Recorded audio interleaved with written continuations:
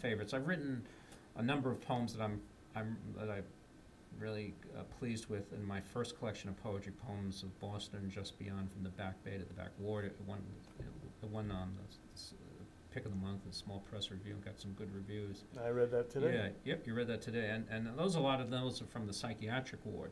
Right. Half the book, anyway. Right, and I found those had an interesting energy to them, where you were writing about people, especially when you saw somebody from that environment out in the world. Yeah. You know, there was a way in which, you know, you shared an experience that nobody around you could understand. Yeah, because working in a mental hospital, psychiatric hospital, I don't want to say mental hospital, but I've done it for 27 years now, and you see a section a lot. You see creative directors like yourself, and the worst, it's coming in raving lunatics. I mean, right. I know, not you. No. I mean, but you see, I've seen great men out there, and you see them, you know, in this primal self of psychosis. So, and you see just regular Joes, you know, losing it. So you see a certain section of life that people want to keep away, and so it makes for very interesting. One poem I wrote about it was the first time I was on the psychiatric ward as a mental health worker back in 1982, and a patient was psychotic and believed that was one of the poems I believed read, I was he was God, and I was one of his finest creations. Right. And to this day, he looks at me very pridefully, still at the hospital, and says, "Hi, Doug." You know, because he's proud of me. He created me. I'm a good, you know. And you created that lightning. Right, yeah, I created the lightning. So, you know, it was minor, you know, subcontracted for me to do it. But, you know, you don't get that every day. You know? Right. You know, so, and there was one poem that I remember. I was working the night shift at McLean, and this drop-dead gorgeous girl came out in the nude running. We had a restrainer. Right. So on one hand, you're a professional. On the other hand, you're looking, you know, you can't. That was also a poem. Yeah, that was also a poem. Right. So, I mean, all these. Don't try this at home, folks. No. I mean, or a guy who you light cigarette 1 minute and he's dropped dead the next. You know, you're doing CPR on him and just, you know. So, right. I mean, you see the dramas in a psychiatric ward are unknown to the general public. I mean, unless you're in the field, and also very poignant human experiences that I've had. I think there's all this stereotypical sense of what it's like just from the movies. Yeah. You know, of what a psycho ward is like. I mean, starting with Snake Pit and right up working on up from that. Ken Kesey's. Right, One Flew Over the Cuckoo's Nest. Well, I mean, there's some truth to it, and there's, you know, I mean, certainly before,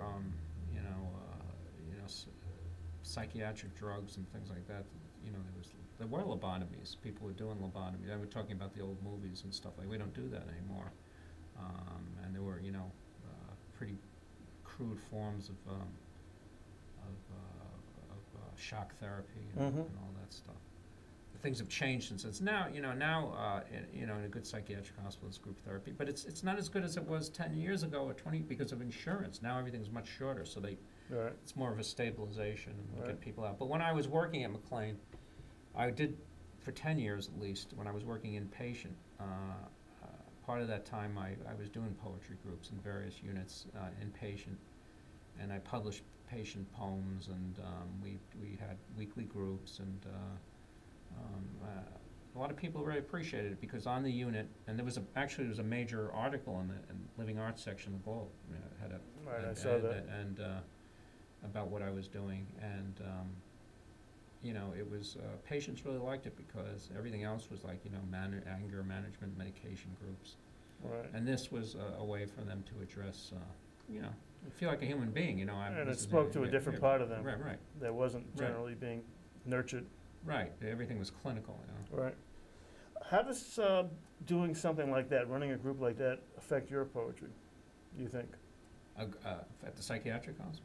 Well, yeah, running a poetry group, even the you know, you run one other places as well. I used to run them. You learn from other people because you know usually they're critiquing your poems also, and you know the feedback that you get. You know, you got to have distance, and these people are able to hopefully objectively talk about your work, and also when you're criticizing other people's work, or you know, constructively criticizing, you're realizing that there's a lot of parallels in your own work that can be addressed. So it's all, you know, it's like anything else. You know, you're not working in a vacuum. You're working with other people who are able to give you a perspective you might not have. Yes, no, I can imagine. I mean, I think one of the problems that I've had as a writer evolving is that I haven't really had a group of writers that I felt comfortable with. Yeah, Even when I took a course at Grub Street, yeah, I just, and I was having, it was a course on a novel, and I was looking at some manuscript, some elements in my novel, and people just didn't relate to it. mhm, And I felt like, and they had criticisms, and they weren't invalid or valid, but they just didn't quite, they didn't recognize this particular type of bird for what it was. And we've got a very short amount of time, and I want to, get Oh. an opportunity for you to do a little reading. Oh, you got a book of mine? If you get my bag over there, I happen to have a few books of yours. Do you want to read something from? Well, I'll read some, No. That's actually excellent. I'll hold this up while you're finding a book. This is something that I'm reading now, The Bagel Bards, of which Doug and myself are members, and Doug is a founder. We do reviews, and this is a book I'm reviewing now, Deer and Other Stories by Susan Tepper, and I'm just finishing it, but it's really superb. yeah, So- Steve Glines, at the Wilderness House, it's called the Wilderness House Literary Press, he's a member of and he started this new press, and that's his first title. So Yes, it's yes. a- Well, she's excellent. He's also a great, he's also available for, producing books and design and all that stuff. You can reach him at steveglines@gmail.com. He's very accomplished. He's been doing it since the 70s, and Right. it's very easy to work with. I know you've worked with him also. I have. He helped format How to Train a Rock. Right. So, Doug, in the time we have left, if you could 3 read a a.m. poem on or the two. psychiatric ward. How about that? Oh, sounds good.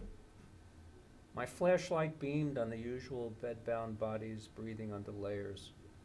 Then, in the middle of the hall, she came running towards me, perfect, unblemished, naked, a nocturnal melodrama unfolding the embodiment of a wet dream. Her eyes beamed, sensitive as a doe's. Then she lunged for me. I grabbed both of her arms, and we did our strange dance, anointed by moonlight from the barred window, tripping the light fantastic. I was frightened and thrilled as she took the lead. True story. I think poetry and fiction can bring the truth out better than facts. On the ward, stuffed animals.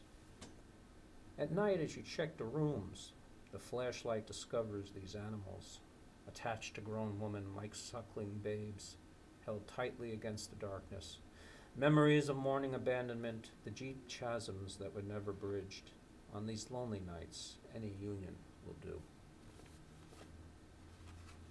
Let's see. Sid Klein's Fat Man Shop. Oh, yes.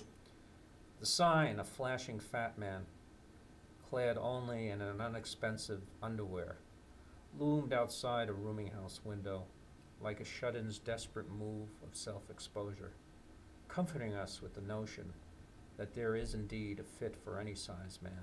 Just look what's underneath. That Crimson said that was boring. Who the hell wants to write about a fat man shop? What am I going to do? That's it. Oh. I thought it went well. Yeah, I Yeah. did. We both got a little in. Yeah. I've just almost finished this.